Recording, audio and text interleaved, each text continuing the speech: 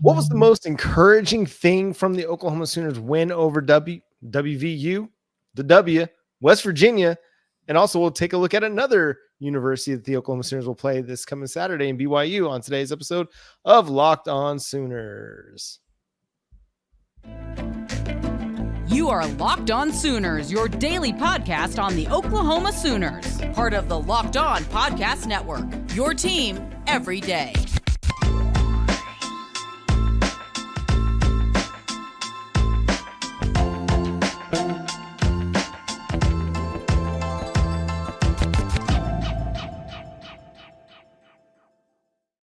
What's up, Sooner Nation? Welcome to Locked On Sooners Live, our weekly live show every Monday night, 9 p.m. Central Time. Today's episode is brought to you by LinkedIn. These days, every new potential hire can feel like a high-stakes wager for your small business. That's why LinkedIn Jobs helps find the right people for your team faster and for free.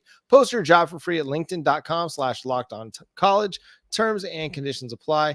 My name is John Williams. You can follow me on Twitter at John9Williams. My buddy here is Josh Helmer. You can follow him on Twitter at JoshOnRef. The show is at Locked On Sooners.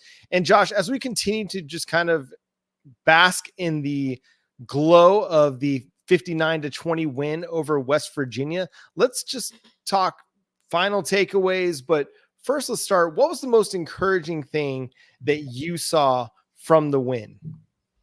So if I take most complete victory of the season out of the equation and drill down to something specific, 0 pass plays at or behind the line of scrimmage for Oklahoma.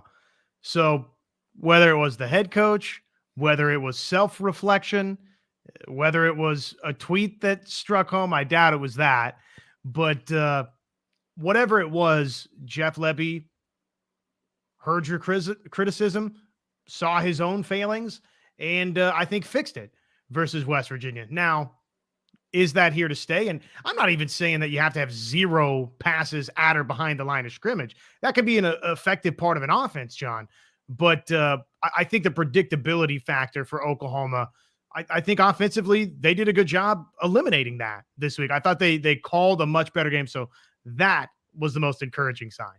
It had gotten to a point where in the Oklahoma State game against Kansas and even to an extent against UCF, teams were starting to sit on that aspect of the offense. It was something that everybody knew was coming at some point, and it was going to be a good opportunity for a splash play behind the line of scrimmage. And your blocking wasn't necessarily holding up in those situations. So it was a good adjustment. Wherever the adjustment came from, it was good to see them attack downfield a little bit more. I mean, Drake Stoops was phenomenal in the intermediate part of the field. He was great. Dylan Gabriel has been really, really good this year, 0 to 20 or 10 to 20 yards down to the field. He's been really, really good. And, we started seeing Austin Stogner involved a little bit more. I mean, we saw Nick Anderson not just be go route Nick Anderson, but no, he was catching, a lot of passes in the intermediate part of the field as well. So it was a really nice sign to see the Sooners, kind of not completely eliminate that aspect, because I'm sure we'll see it again, but for at least a week, kind of take it out of the playbook a little bit and be more aggressive in the passing game and attacking the sticks. There's nothing more frustrating than watching a team play for third down, play for fourth down. Don't do that. Just, if you're going to throw the ball, throw it to get first downs. And I said it on the show on Monday that dropped early Monday morning. 18 of Dylan Gabriel's 23 completions either went for a first down or for a touchdown in the game. That is exactly what you want to see. You want to see him going after the first down marker. And if they're not getting the first down marker, at least getting closer so that you have second and short, third and short. That makes that a lot more manageable to pick up, as opposed to, okay, you throw a screen pass on first down. Oh, now it's 2nd and 8. It's not as easy of a manageable situation. Yeah, sometimes they were able to break those and get a nice chunk play out of them. But as teams were kind of getting more and more on film with what the Sooners wanted to do, it wasn't becoming an encouraging part of the offense anymore. It was nice to see them attack down the field. I think that we've pretty clearly identified now, and you got 2 regular season games left, so you ought to know who Oklahoma is by this point. But I think we honestly knew pretty early in the season, early in conference play, that Oklahoma was a team, and in this game, they ran it obviously very effectively, and that's something else we want to touch on is Sawchuk in a moment. But, John, this team is best when they let Dylan Gabriel drop back and be Dylan Gabriel, right? Trust those blockers in front. Monzi jumps in and says 3 straight weeks with 0 sacks. Now, I guess, is that offensively or defensively? I'm thinking he means defensively, because the lone play from Jacob Sexton that stands out was a sack that he gave up. It was kind of one of those plays where he got just pushed a little bit too far upfield, and the guy was able to duck back inside and take Dylan Gabriel down as he was stepping up into the pocket. So I think what Monzi means is from the pass rush. I don't think there was another sack this week, but that's not to diminish what the offensive line has done. The offensive line has been really, really good. I think that's been a phenomenal part of this team. And the pass protection in particular has been a lot of what's carried this team, where the running game was still trying to figure itself out for much of the year. If we want to talk encouraging signs, the running game is figuring itself out over the last few weeks of the season, whether it was Tawby Walker, back against Kansas, or it was Gavin Sawchuk the last 2 weeks. This offensive line is doing really well. They've been great in pass protection. If we want to talk something that's discouraging, it is, the defensive front, the front 7, the blitz packages, the standard pass rush isn't generating those splash plays in the pass rush. They're not creating sacks, but they are being effective as a pass rush. How many times did we see Alan Bowman have to throw the ball away because there was nothing else available downfield? And it wasn't always, okay, I'm standing back here for 4 or 5 seconds, now I'm going to throw the ball away. It's drop back. Oh crap, there's nothing there. The pass rush is coming. I'm rolling right. I'm getting rid of it. I mean, it was quick decisions. How often did we see Garrett Green throw an incomplete pass because the pass rush was in his face? It's effective pressure. It may not be getting sacks. It may not be, creating those sack fumble situations, but we're getting effective pressure on these quarterbacks. So while, yes, we want to see the sacks, they are being effective. But again, encouraging, the offensive line has played really, really good football all year long. And now for the stretch run, the running game is coming together and they're blocking really, really well in the running game. Well, and I was going to say, even if you've allowed a sack here or there, Oklahoma played to its strengths in this game. And again, their strength is drop back, pass protect. It's been their strength all season long. And let Dylan Gabriel dissect down the field. Let Nick Anderson roam over the middle and come free. Get it to Drake Stoops. And they played to that versus West Virginia. So that was encouraging. Sawchuk, obviously, these last couple of games has really started to come together. Even the Kansas game, he was pretty good. That was the game that Tawby Walker took things over, John. And you couldn't take the football away from Tawby Walker. You needed to, while he was healthy in that game, give him carries because he was the hot hand. But dating back to the UCF game, so coming out of the Texas game, 10 carries, 63 yards, the 30-yard score versus UCF late. 6 carries, 19 yards, not bad versus Kansas, didn't get a ton of work. 13 carries, $111 versus Oklahoma State, the 1 score, 22, $135 versus West Virginia. So absolutely the Gavin Sawchuk that we thought we were going to get coming out of last year's Cheez-It Bowl, I do think has shown up here at the end of the season. So that's obviously nice for these final 2 games. That's encouraging in that respect. And then big picture, that's encouraging for Gavin Sawchuk for Oklahoma's run game, not just this season, but beyond. I think it's important for the beyond part of this, because you're going to have big question marks at running back going into next year if we hadn't seen what we've seen from Gavin Sawchuk. Now, hopefully it continues this week against BYU, but so far so good for Gavin Sawchuk. I mean, looking like the front runner to be the lead runner in 2024, but we'll see. I mean, you got to finish strong and you got to continue to put together good practices, good weeks, good games where you're proving that you are the guy that's capable of carrying the load at the running back position. Further encouraging sign, we'll count this as kind of the last one before we move on or before the break, but the linebacker play. Danny Stutzman being down, obviously that hurts. You never want to be out a potential All-American, someone who was at least in contention at times for the Butkus and things like that.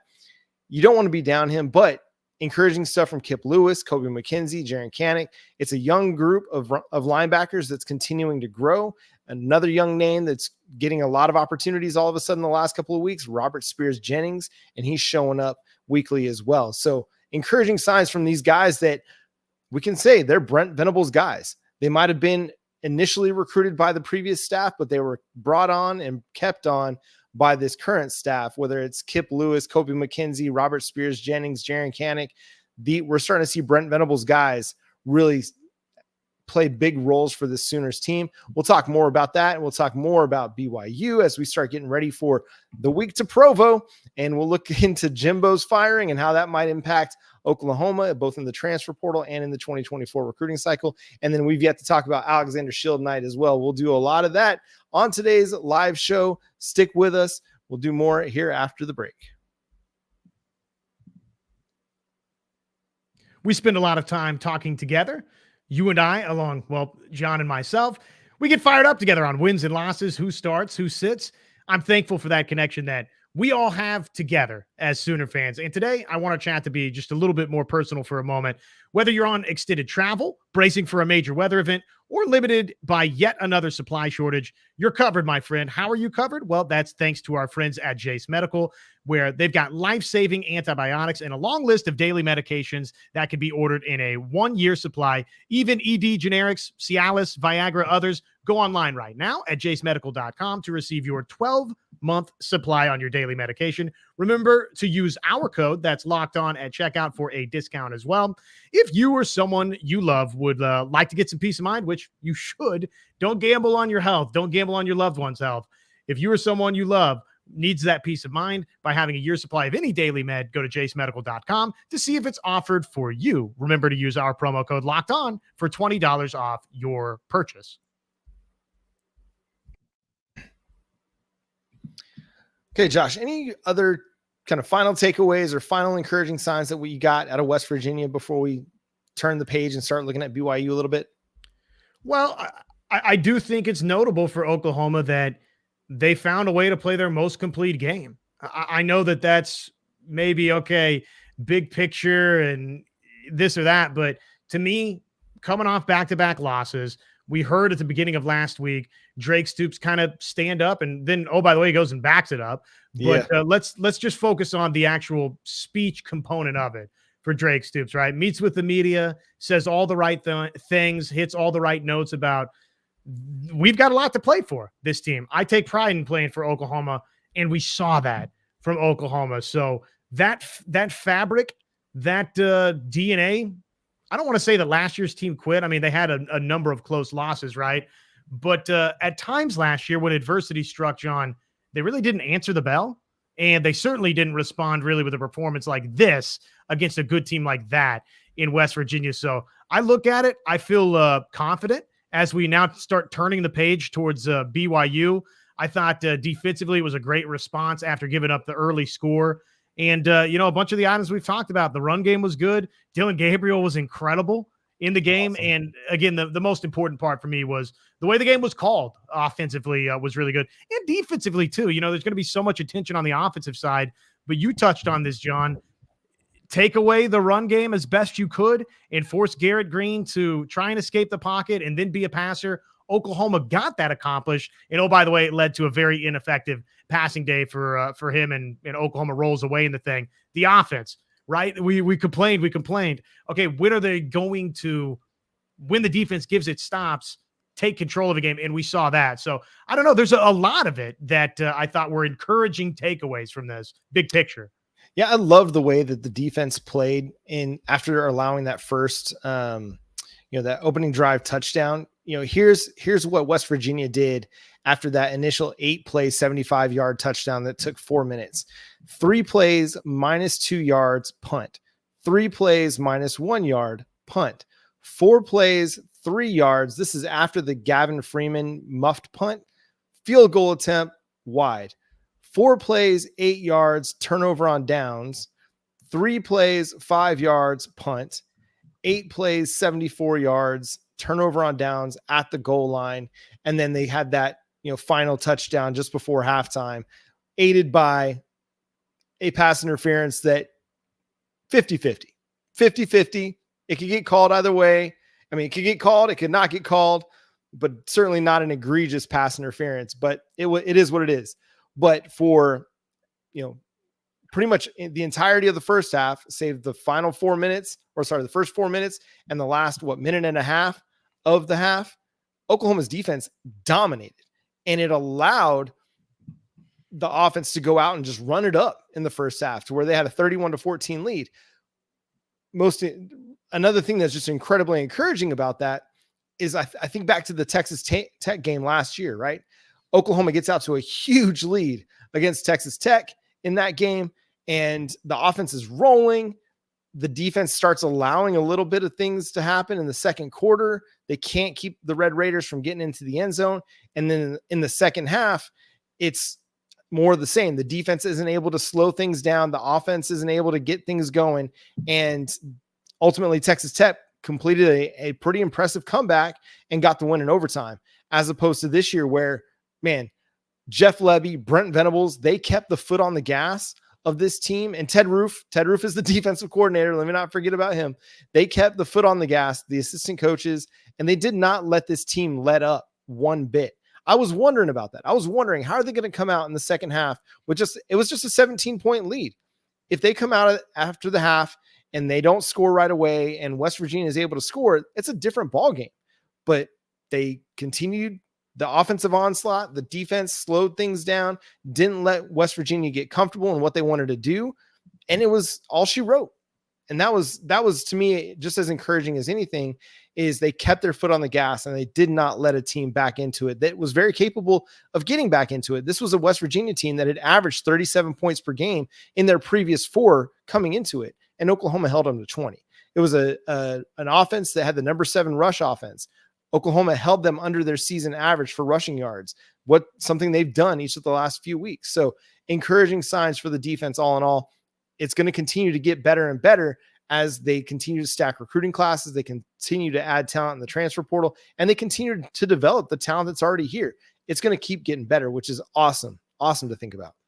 That was one of the nice things from this game. It just feels good when Oklahoma against a team that, not to be totally insulting to West Virginia fans, because, West Virginia has made a big time improvement from where they've been really the last couple of years. Neil Brown, lest we forget, last year, if they don't beat Oklahoma, he might not be the coach right now for West Virginia. And that's kind of where they've been living for a little while. So it's not like West Virginia's been rolling in W's the last couple of seasons. So it was nice to see Oklahoma at home in a great environment, jump on somebody early, take one little punch here or there in response afterwards, and then race away again.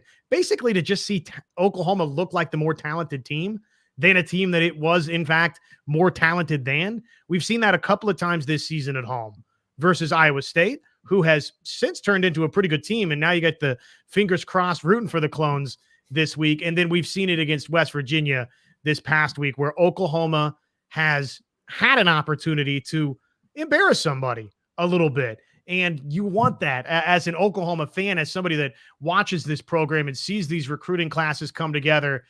That's the expectation, is that Oklahoma is capable of doing this offensively, defensively in a place like OU against a team like that. And, oh, by the way, they did it on Saturday. So as much as we ride the roller coaster at times in the past couple of weeks before it weren't great, let's live in the moment and celebrate that Oklahoma did show some nice signs here moving forward. Got to stack them with BYU this week, and then obviously TCU the following, and whatever happens else happens. But this was a nice response start for Oklahoma.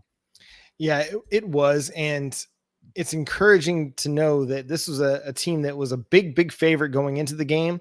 And a lot of us were kind of wondering, like, oh, wow, that's a pretty big point spread that Oklahoma's favored by. But they lived up to it, and they just trounced a pretty solid and pretty well-coached West Virginia team. Maybe not quite there in the talent department, but Oklahoma did what it had to do and then some.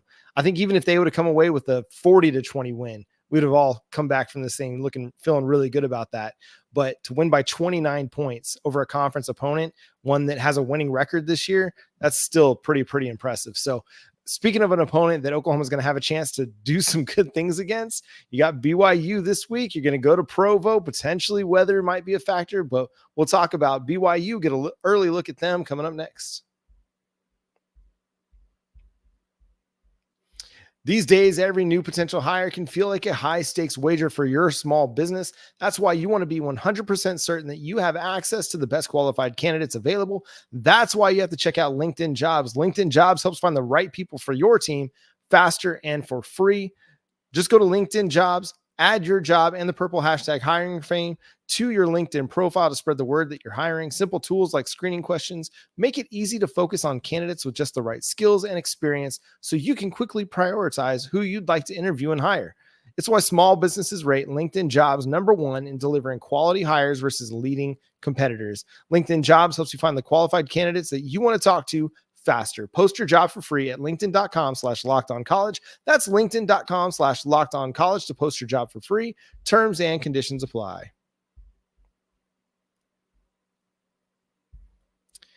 All right, Josh, the BYU Cougars are a team that looked pretty decent in the early part of the season. They played pretty tough against Utah, even though they got beat. They had started strong in Big 12 play, picking up wins over Cincinnati. They got the win over Arkansas, which all of a sudden that doesn't look so good. Okay, maybe not Utah. Who played Utah? Baylor played Utah. Excuse me. They beat Arkansas, which with that 3-0 start, we're looking at okay, BYU. You're looking like a little something. Then you beat Cincinnati. You beat Texas Tech, and you're thinking, okay, this BYU team, maybe they got a little something going on. But then they lose 35-6 to Texas, 37-7 to West Virginia, and now 45-13 against Iowa State most recently. They're a team that just doesn't look like they do much of anything particularly well. Just from a statistical standpoint, they are the number 126th rushing offense, averaging just 90.5 rushing yards per game. Through the air, they rank number 87, averaging 209.5 passing yards per game. Against the pass, the BYU Cougars rank 77th, allowing 233 per game. And against the run, this team is worse. They're number 116, allowing 180 rushing yards per game. Most recently against Iowa State, they allowed a bunch of yards. Yet again, this is, not a good defense, but they allowed the Iowa State Cyclones to run for 209 yards and 2 touchdowns this past Saturday. So Oklahoma had a big-time win, a big-time statement against West Virginia. Now they have to follow that up and take advantage of a really, really bad team and do something equally as impressive as what they did this past weekend.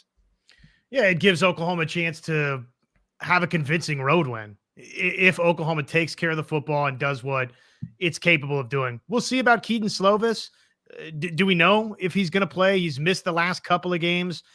Not that he was setting the world on fire beforehand, but I do think probably this is a better football team, a more dangerous offensive team when he's playing quarterback. Again, I don't know that it makes up the 29-point difference against Texas, the 30-point difference against West Virginia, or the 32-point difference against Iowa State. This is a team that, as you pointed out, John, is getting worse as the season goes along, not better, and substantially worse as the season goes along. Again, last couple of games that coincides with Slovis not playing, but the last game that he played against Texas was not a good performance at all. So I don't know. I think it's a team that Oklahoma should be able to go control this thing against and should be able to kind of go name their score, particularly offensively on the road. If you avoid what we saw the last 2 times Oklahoma got away from home at Kansas and at Oklahoma State, where they just had the boneheaded turnovers here and there. Based on reports from Monday, the talk is if Keaton Slovis is healthy, he will start. There's just no telling if he's healthy yet. It's not sure, or Kalani Sitake is not sure if he's 100%. We'll talk with our guy, Jacob C. Hatch from Locked On Cougars later in the week, or Locked On BYU later in the week, to get more insight into that. But yeah, it just does not look like a really good football team right now, whether Slovis is in the game or not. They've got depth issues. They're a team that still has some building to do. As we're seeing with the new 4 in the Big 12, they've got a ways to go. Even programs like Cincinnati and UCF that have been some of the better programs in the group of 5 over the last 5, 6, 10 years, they've got room to grow still. And BYU is one of those that generally they play pretty well, but they're just not quite where they need to be just yet from a depth standpoint. So it's a team that, again, they're not very good at stopping the run. You're figuring some things out in the run game. The elements could potentially be a factor. The last time I looked at the forecast, there was a good chance of some humidity or some precipitation. That's the word I'm looking for. Sorry, we need our man, weatherman Jay on the show to give us the weather update. But there's a chance that could be a factor. And we know that Dylan Gabriel has struggled a little bit in the inclement weather situations.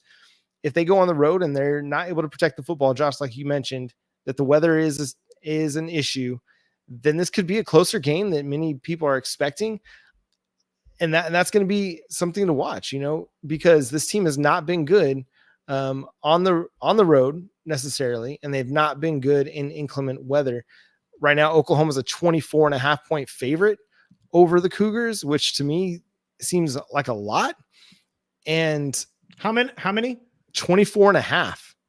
Well, I mean, BYU's not good and Oklahoma's looking pretty good, but on the road against a team you've never beat in a place where the weather could be an issue in a 10 a.m. Central Time start. I guess it's 11 a.m. Central Time, 10 a.m. local time start. It just has that 2021 Kansas vibe a little bit to it for me. I don't know. We'll see how it goes, but it just feels weird right now. I would take Oklahoma and I would run with it. I think they're going to absolutely trash BYU. I don't think this game's going to be particularly close at all. And I hear what you're saying. And, the recent road trips should concern me, but I just think BYU is that bad. And I do think Oklahoma, to some degree, played and lost on the road to a couple of good football teams. Not great in Kansas or Oklahoma State, but good football teams. And you mentioned it, the demarcation line between the teams that have been a part of this league and those that have joined. Kansas is sort of the final. Texas Tech, Kansas, West Virginia are that final trio of teams that are 4-3. And then after that, boom, the bottom drops out. You got TCU, you got Houston, you got Baylor, who's terrible this year. And then you got BYU, UCF, Cincinnati, right? I mean, it's all the new teams that are in that group. So I don't know. I expect Oklahoma to go play very well in this game and to sort of name its number offensively and to get a bunch of stops along the way too. Yeah, I believe so too. I don't know. There's the extenuating circumstances always have me a little bit leery of, especially such a big number if we're talking about the point spread. But if we're just talking about whether Oklahoma's going to win or not, I think they're going to win. And I think they do win at least by a couple touchdowns, if not much, much more than that, because I just think that they found a groove. We can go back to the Oklahoma State game and we can go back to the Kansas game, but Oklahoma State in particular, man, they gave 3 possessions away, 2 on the botched snaps, 1 on the deep shot to Brennan Thompson. And it wasn't an offense that looked all that in sync for a lot of that game. And I think you don't turn the ball over 3 times and you win that game. I feel pretty comfortable saying that. It doesn't look like Oklahoma State was the best team on that field that day. Oklahoma just let them be the best team on that field that day. So I feel good about where Oklahoma's at, but all that matters, you just go win. There's no big, formula for how to get to the Big 12 title game. I mean, yes, there's a lot of tiebreakers and all those things, but the most important thing for Oklahoma is just go win the football game. Got to win the next 2, right? I mean, I think every route for Oklahoma that's a legitimate possibility involves winning at BYU and versus TCU on Black Friday. So you don't get in unless you take care of business. You mentioned the weather, 52 degrees. This via our good friends at weather.com. So this is your 10-day forecast here, okay? 52 degrees, Provo, Utah. Showers in the morning, cloudy in the afternoon, high 52, winds light and variable, chance of rain, 30%. And it'll be chilly at night, but obviously that will not matter for Oklahoma and BYU. So there is that 1 out of 3 chance for rain, which, against a team that is not great stopping the run. Yeah, and please, Jeff Lebby, I don't care if there's a chance for rain. Let your quarterback throw the football. Don't be scared to let your quarterback, who has played really, really good this year, throw the football. should we get into a little bit of coaching carousel discussion, Josh? Because let's talk the Mississippi State job real quick, because this one could have an Oklahoma impact in that, Ross Dellinger of SI mentioned Jeff Lebby as a name that could potentially pop up in a head coaching search now that Mississippi State's moved on from Zach Arnett. You've got obviously Selman from Oklahoma going over to Mississippi State. He wants his own guy. So not shocking. And obviously Arnett was sort of left at the doorstep in the wake of obviously a tragedy at Mississippi State with Mike Leach and everything. So, but it makes sense that now you get a little further down the road and the results have not been great.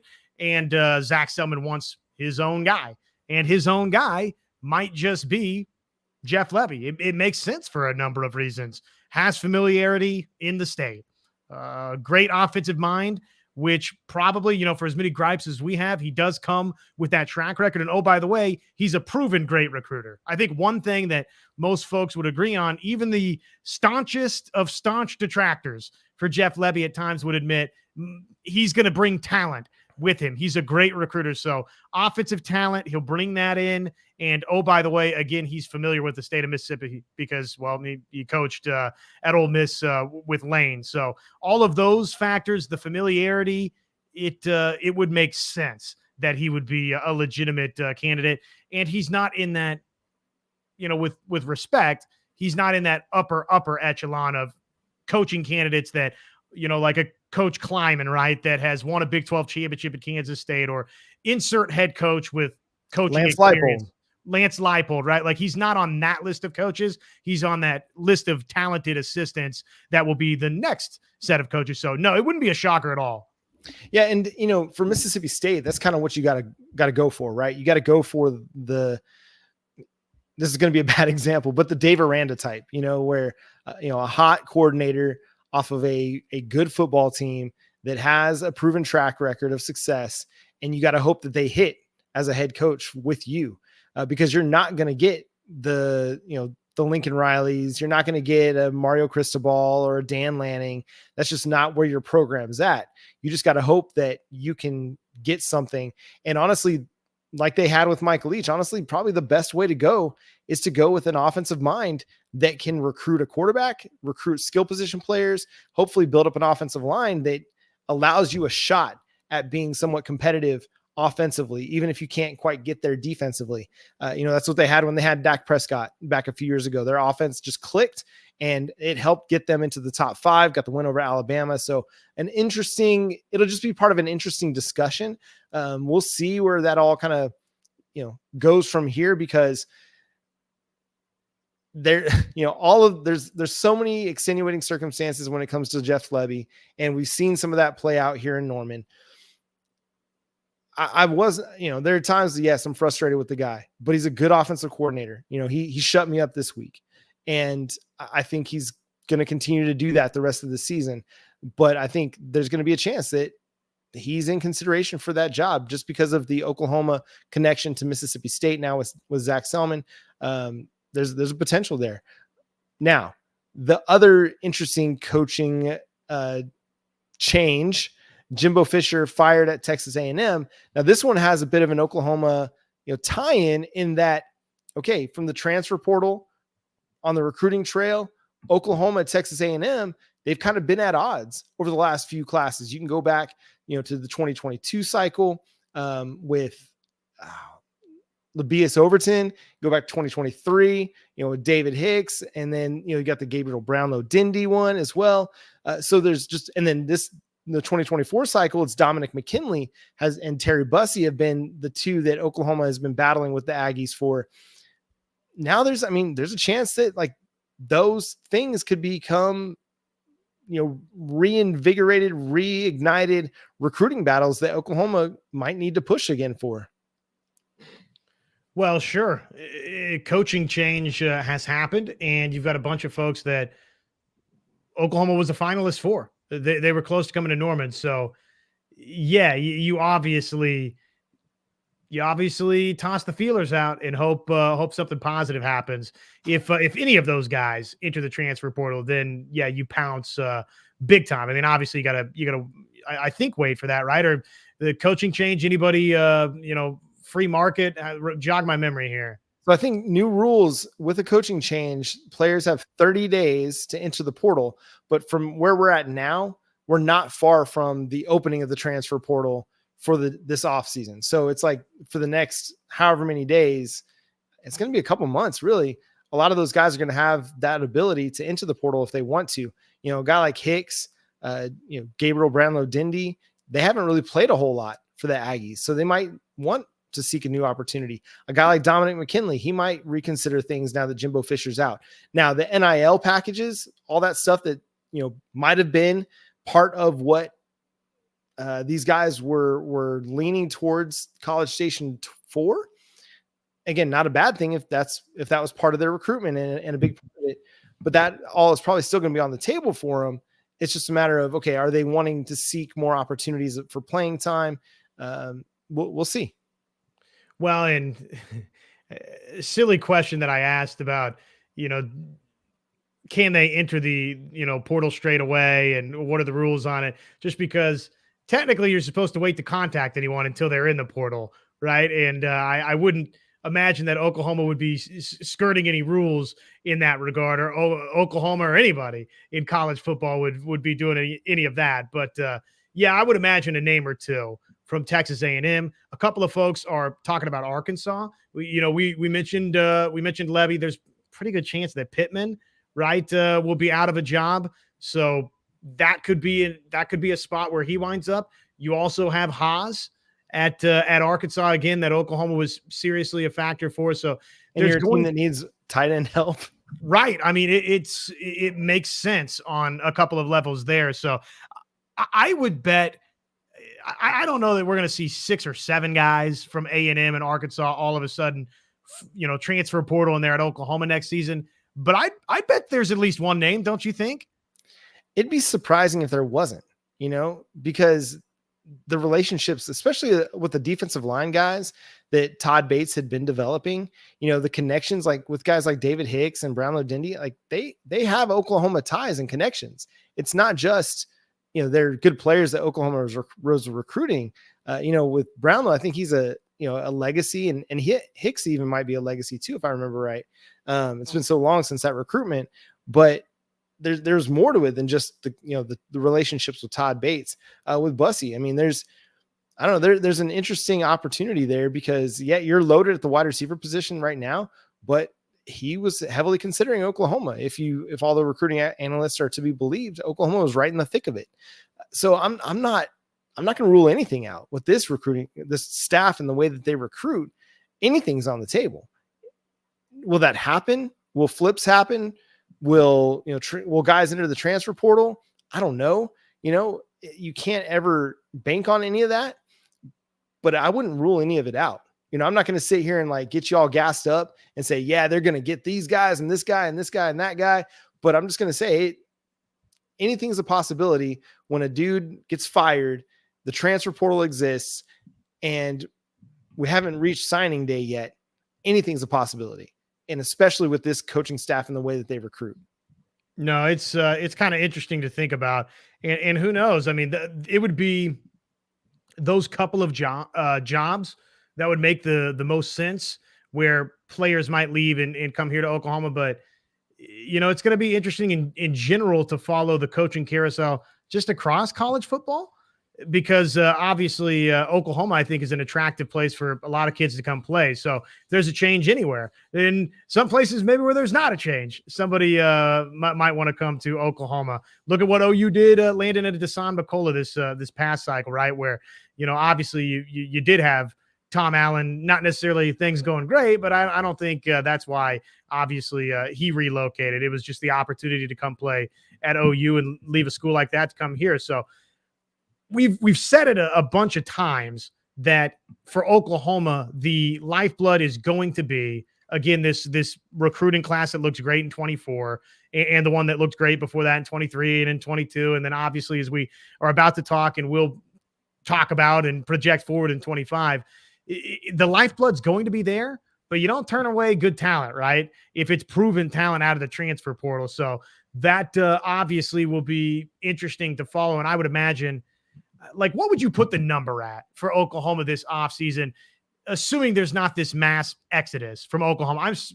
I'm sure there'll be 6, 7, 8 names, right, that transfer out from OU just because that's college football nowadays. So what do we think comes in via the transfer portal? What's a reasonable number? I tend to think it's going to be a little bit lower than what we might expect. I'm with you. I don't think they want to make, the transfer portal their end all be all, but I do think that they will pick shots. When guys like Jacob Lacey or Dasan McCullough, into the portal, guys that they had relationships with when they were recruiting for Clemson, I think they'll find guys that are going to be fits. So I'm just going through real quick to see how many they brought in this past cycle. 1, 2, 3, 4, 5, 6, 7, 8, 9, 10, 11, 12, 14, 15, 16, 17 players. They're not going to bring in 17 players each offseason in the transfer portal. I think, Jimmy right here, Jimmy Satterfield, 8 to 10. I think that's probably about right. They're taking they got 28 guys committed to their recruiting class right now. And I think they're not necessarily done, but I think they will try to use the recruiting classes to be the lifeblood of the team, like you mentioned, and then they pick their shots with the transfer portal when it comes to, if you can add a Dejon Terry or a Jacob Lacey or a Dasan McCullough, guys that fit particular needs for this team. And, interior defensive line was a big need for this team. And we've seen the impact that Dejon Terry has made. Having somebody, you never turn away a dude with Dasan McCullough's athleticism and talent. So I think they'll, the 8 to 10 feels about right. Could be a little bit fewer, could be a little bit more depending on each year, but I feel like 10 plus or minus 2 or 3 kind of feels right about what this team will do in the transfer portal. Man, you mentioned it. 28 commits in the 24 class, and we'll see, right? Going to try and add a couple more there. They've already have 8 commits in the 25 class. And you can see it if you're watching along with us on YouTube. And if you're listening along every single day to Locked On Sooners, we appreciate you. You are a member of the Everyday Club. We love you out there. But if you're watching along, you see 2025 commitment. Who is it? Well, that would be Alexander Shieldknight out of Wagner, Oklahoma. 6'2", 220 is what he's listed on 24/7 Sports. Chooses OU over offers from Arkansas, Houston, KU, Oklahoma State, among others. 3-star talent right now per 24/7 Sports out of Wagner, Oklahoma. So this program, John, just continues to clean up in the Sooner State. And a very interesting prospect. It's going to be hard to tell, what he's got to offer because of the level of competition that he plays against playing for Wagner. But what you see is a guy that's got a really high motor, someone who's very athletic, and a player that feels a lot like the Taylor Wayne commitment for the 2023 cycle a year ago. Now we're way early in the 2025 cycle, but somebody that may be flying a little bit under the radar, but has tools that Brent Venables and Miguel Chavis believe they can develop. He's already got really good size as a junior in high school. And again, good skill, good technique, good physicality, good motor, good effort, and he's a physical player and a very athletic player. He also plays tight end for Wagner. So a very intriguing prospect that I think is going to continue to rise the recruiting rankings as more teams or more recruiting analysts get their eyes on him. If he gets to get out to any camps and things like that, you'll probably see his stock rise a little bit more, but it's just another sign of what Oklahoma is doing, identifying talent in the state that they believe that they can develop into being big time players for them. An athlete. I'm looking here, plays basketball, runs track, ran a 12.16 100, a 24.23 200 as a sophomore. So he'll get bigger, he'll get faster, all those things, but he's a multi-sport athlete. Again, not that that's uncommon, but I think that that's something that Oklahoma seems to like. Guys that stay busy and are athletic enough to play basketball. We've seen the basketball commits, a lot of them here in this 25 class already. 83 tackles, 21 tackles for loss, 12 sacks, 2 forced fumbles his sophomore season. And I don't have a look at his current junior season numbers, but big time talent. And I love, again, Oklahoma just making a priority on the state of Oklahoma. Early in this class, they are really, John, riding the momentum that they have in state and these relationships that they built in state. And I think the days of just continuing to pick on, punch down on the previous staff, those days have kind of come and passed, right? But one thing I do like about this staff is they prioritize the state of Oklahoma more. They do. Yep. 6 of their 8 commitments in the 2025 cycle are from the state of Oklahoma. And I would not be surprised to see that number grow. You know, they're very much in the mix for Tristan Haynes out of Carl Albert. So expect them to continue to add more Oklahoma guys. And then this class will continue to sprawl as it has down into Texas, the Florida area, and across the country as they've made national recruiting a major priority. But it's also good to see them get the best talent in the state of Oklahoma. Josh, should we cycle through some of the comments, questions on the YouTube chat? Let's do just that, and then we'll call it a night here, a victorious week to do Locked On Sooners Live. It just feels better, don't it, after a nice win? We don't have a drop-off by second-string linebackers. That's from Chicken 1515. Love it. And, you know, that position group in particular is a reason why it's important to have patience, because Kobe McKenzie, Jaren Kanak, Kip Lewis, all true freshmen a year ago. Jaren Kanak was the only one of those that got really any significant playing time. We saw a little bit of Kip Lewis at times, but not very much. We didn't see much of Kobe McKenzie at all. But we're starting to see those guys become big-time role players for this team. Jaren Kanak, he became a starter through his work in the offseason. Kip Lewis, he now has become a starter because of his work during the season. That doesn't at all, you know, have anything to do with what Jaren Kanak's not been able to do. He's still a developing player, somebody who's got room to grow, and he's got the athleticism and the skill and the talent to be able to continue to grow into what Brent Venables sees in him.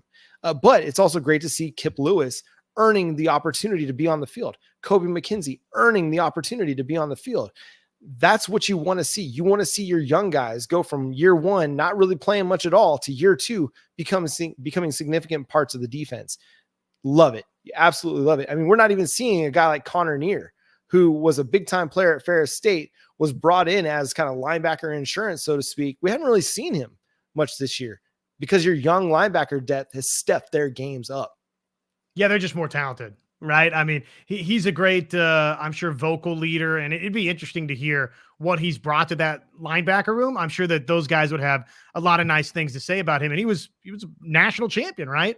Mm-hmm. At Ferris State, and did a bunch of nice things, had all sorts of tackles. But at a place like Oklahoma with this sort of linebacking talent, you're a nice experience voice, and that's probably not altogether insulting because you know the guys that you're running around with in that group. Steven says, OU played a complete game. Yes, this was my big takeaway to start was Oklahoma, save for the first drive of the game, it was really start to finish dominance for the most part for Oklahoma. And I go back to what we were talking about with BYU. Okay, the inclement weather, and okay, yes, maybe that's going to be a factor this week. The early number we said was 24.5, I believe, or thereabouts.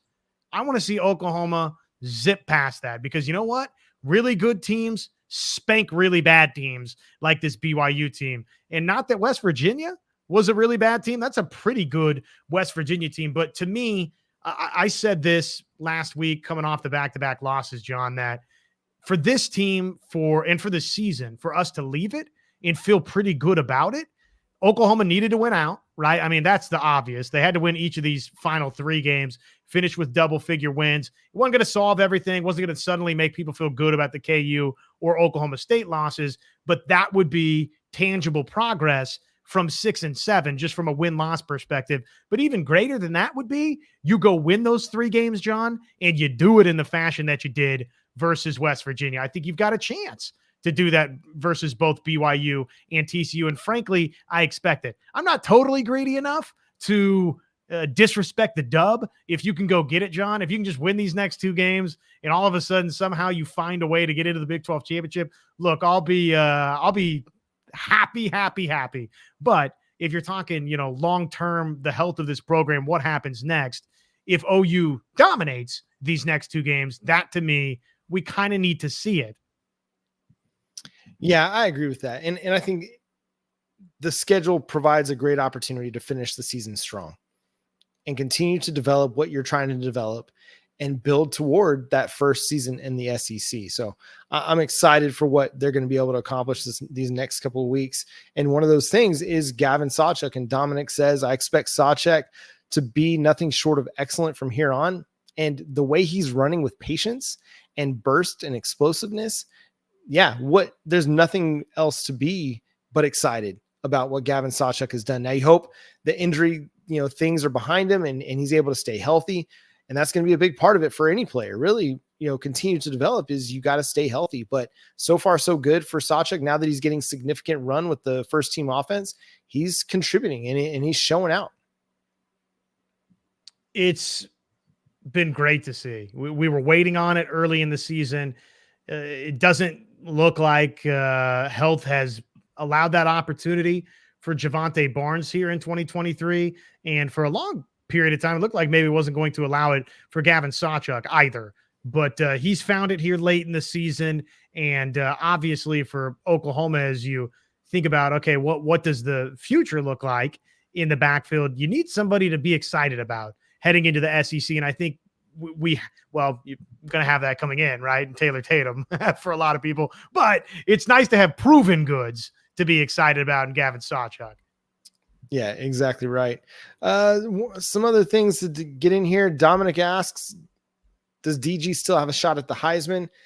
I'm going to say not really, based on what Bo Nix and Jaden Daniels have done. If Jaden Daniels wasn't on a 3-loss team, he'd be the Heisman winner, in my opinion.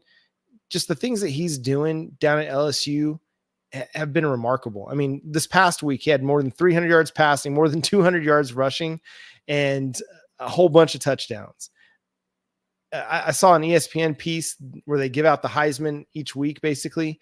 And in the piece, Dylan Gabriel wasn't the number 2 in their Heisman ranking for that week in particular, only because of what Jaden Daniels did. But it's probably Bo Nix's to lose or Michael Penix's to lose at this point. But I mean, DG could end up being a finalist. I wouldn't put that past him.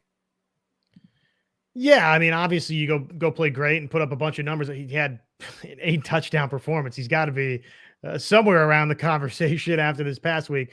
Daniels, though, by the way, first player in FBS history to throw for at least 350 yards and run for at least 200. So, yeah, crazy. I mean, obviously he had a gigantic day versus Florida. I would probably lean toward Bo Nix right now just because it feels like he's going to have a chance to, get them maybe to the college football playoff or Pac-12 championship, situation. So that's this type of award. It's a lot of times, typically, not that we haven't seen it with RG3 here or there, right? Some players in singular seasons where, they weren't on the quote unquote best team, but a lot of times it's the quarterback that's putting up the biggest numbers for one of the nation's best teams. I could see it becoming whoever shows out in the Pac-12 championship, if it's Oregon versus Washington, whichever team wins and whichever quarterback plays the best in that game could end up becoming the Heisman winner. Totally agree. I can see that too. No doubt. A few other things to touch on. This is a fun little USC. Well, let's look at what Mutt had to say about 2 early tickets to the Big 12 championship. If the Sooners aren't in it, I'm still going, but wearing Michigan gear with binoculars, walkie-talkies, and a notepad. Please do. And if you do, please make sure you send a picture of it and we will throw it on our social media stuff. We'll throw it on our YouTube. We would love to share that. But please, that would be awesome.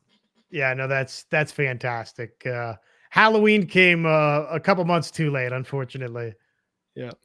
And then, Chicken had a nice point here that BV has developed Grinch's players better than Grinch could. I mean, we're seeing, guys like Jordan Kelly and Isaiah Coe and, Danny Stutzman and, Woody Washington and Billy Bowman at times. You're starting to see these guys that were Alex Grinch recruits really starting to become big time contributors for the Sooners. John, are you willing to confirm that you started the SEC chant? I wasn't at the game. I was in my living room, but I did very much chuckle at the SEC chant. I very much enjoyed it. My wife was like, why are they chanting SEC? I'm like, Well, they're kind of trolling the Big 12 and Big 12 officiating right now. So Yeah, yes, I always enjoy a good troll job. I've learned over the last few years hosting this show and running Sooners Wire that I had to become a little bit more petty in my college football fandom and just the way I watch college football, because as former NFL guy, NFL analyst, it's all very like strict, serious. You just observe and objective analysis. But then I realized like college football is a totally different game. Like as a fan, as an analyst, I mean, from the Paul Feinbaums to the Josh Pates to Pat McAfee, everybody is going to be petty and trolling. But that's just what college football is all about. And it's a lot of fun. But no, I did not start the SEC chant, but I'm here for it. Not to pour it on Rockstar here, but why did my Trojans, he's talking to USC Trojans, spend a ton of money on a coach with 0 natties while OU gets a coach with 3 for cheap? I mean, you know, Lincoln Riley did a lot of good things while at Oklahoma, but could never do enough to put them over the top. Brent Venables had never been a head coach, and that's part of why Oklahoma was able to get him a little bit cheaper. And I don't imagine if they have the success that we expect them to have, that he'll stay very cheap for very long. No, he won't. In Oklahoma, I mean, that's not going to be a problem. They're going to pay Venables if he's successful. Yeah, he's going to earn top dollar, and Oklahoma's going to match everything. For Lincoln Riley, I mean, first of all, there's too big of a price tag, I'm sure, attached in terms of the buyout for him to be a legitimate candidate at A&M, and I don't think he'd be the first candidate they would look at. That'd be a terrible fit, too, I believe. Okay, so like let's toss that out, right? And I say that to get to this point. USC appears stuck for the moment with Lincoln Riley. They've made the decision. They shelled out all this money, and now you're a 4-loss team with the reigning Heisman Trophy winner. Is this the moment where Lincoln Riley does any sort of legitimate self-introspection and says, I've got to take defense seriously. I have to change the way we approach things? Or is this now the moment where Lincoln Riley just winds up being somebody that got spoon-fed something great at OU and then went to USC and it was too big, too much, and he kind of, for lack of a nice way to say it, goes up in flames? He needs to find his Brent Venables, you know, the guy that Dabo Swinney found that could come in and transform his defense and make it a national championship caliber defense. He needs to find that guy. And until he finds that guy, USC is just going to be, I mean, they're going to be trying to outscore everybody. And that's not going to work. Caleb Williams is going to the NFL. Unless you somehow get Jalen Daniels to come over to USC and are somehow able to miraculously heal his back, you're going to struggle. And listen, I believe that Malachi Nelson is a good quarterback, and I think he's going to do some really good things in college football. But is he ready for the Big Ten? Is he ready to play Iowa's defense? Is he ready to play Michigan? I don't know what their schedule looks like, but is he going to be ready for that? I don't know. I don't think so, because we haven't seen him play. But it's going to be a tough road. Does Lincoln Riley even stick around for USC's move to the Big Ten? I think that's as much of a question as anything. I mean, it's very reasonable that he's gone and off somewhere else, because, and not to another college job, but potentially to an NFL job, because he's just done with recruiting. He's done trying to figure out how to get a defense going, because he can't recruit defense. No, he's going to go to the NFL where there's a salary cap, and he's going to have a better opportunity to field a reasonable defense. If he's still a hot enough commodity that, the next level folks at the next level say, we want him, I don't think he is. He might not be. I would like to address this. Why is Josh put in a corner? Anybody? I am not in timeout. No, this is my microphone right to the side of me here, Kim. And this is just the comfortable spot for me to broadcast. It leaves more room in here in the office. So I don't have a good explanation. It's not timeout of why I'm in the corner, but I don't know. And the backdrop's nice. Everybody stop being so hypercritical of the setup here. I have to defend it. And I gotta address Chicken from earlier. He was talking about I had a booger or something. That's just a shadow in my nose over here. That's not a booger. Come on, y'all quit it. Seriously. It's getting a little wild in the chat. Have y'all been partaking this evening on this fine Monday evening? Hey, so be it if that's the case. Let's zip through these final ones because we do have some more comments here. Steven points out McCade's interview after practice said he wasn't ejected for the first half of BYU. So that's important. Let's see here. What else do we have? Not trying to be. Go ahead. On that note, I thought it was really interesting. Like guys like Jacob Sexton and Caden Green were named captains for this week. Pretty awesome. Like you get a true freshman and then a guy that just got his first start are now going to be captains for BYU. I don't know what that says about, Jet asks, and we may get to that a little bit here in a second, but Jet asks, we'll come back to this comment from Midnight Wolf in a second, but Jet asked if Guyton was going to be available. With Jacob Sexton being named a captain for this week, I would say Guyton's probably questionable and maybe day-to-day, but expect to see a lot of Jacob Sexton. But then, let's get back to this Midnight Wolf comment. When Levy is aggressive, OU shines. When he is conservative, which has been way more this second half, OU lays eggs. I don't get why Levy is this way. And it's my biggest criticism and my biggest reason why I don't necessarily think he'll be at Oklahoma forever unless he's willing to change his mindset and change his offensive worldview. Brent Venables is an aggressive coach. You see it on the sideline. I get to go through pictures of OU games after every game, and there's always one where it looks like Brent Venables is literally about to kill somebody. He just has this look of anger on his face that if you cross him, he's coming to get you. Now, he'd never do that because he's just a good dude, but he gets intense, gets fired up. I just don't find Jeff Lebby to have that same mentality, that same attitude. But maybe this past week and the loss to Oklahoma State and Bedlam, maybe there was a bit of a come to Jesus meeting, and Jeff Lebby's going to access that part of him that matches Brent Venables' intensity and Brent Venables' aggressiveness. And if that's the case, and we get to see that from Jeff Lebby, man, this thing is about to take off. So this, I feel that was the quote. Sorry. No, and that's okay. They're both good. And I was going to actually put both up there. But this, I think, is a longer discussion maybe for our next episode. Midnight Wolf. I promise I'm not trying to be a Debbie Downer, but this week made me more mad than happy that we dominated West Virginia. And then the teams OU lost to got clobbered like Oklahoma should be 10-0. So, and we're living it, right? I mean, it's another game week. There's 2 left to go in the regular season. So there is a little bit to just, as Chicken said, the rear view mirror is exactly 8% of your visibility. Just keep looking through the windshield, keep going forward. So there is like an angle of both here, and I sort of see both sides of it, but I'd like to explore that maybe in greater detail. And then speaking of this, on the way out, the Big 12 championship game scenarios. Oh, man. Opossum points out, how about them Okie Pokey Cowboys choking against UCF? And I wish I had the guts to have told you last week that this was going to happen. I had a good feeling that it might happen. And sure enough, it did happen. Not to that degree that I see it happen. But, okay, life for Oklahoma, there's all sorts of weird scenarios out there. Like a million different things could happen that would lead to Oklahoma going to the Big 12 championship. There's tie breaks where they wouldn't go. And again, the most important thing is just win for Oklahoma. But what do you make of Oklahoma State UCF? Just crazy, just absolutely crazy. Now, obviously turnovers had something to do with that, but I mean, Ollie Gordon getting held to 25 yards rushing by UCF, who was, coming into the Oklahoma game even was not a good run defense. And to be able to do what they did to Ollie Gordon was pretty impressive. And it looked like he was more interested in jawing with the fans at times than running the football. But yeah, they did not look good. They did not look prepared.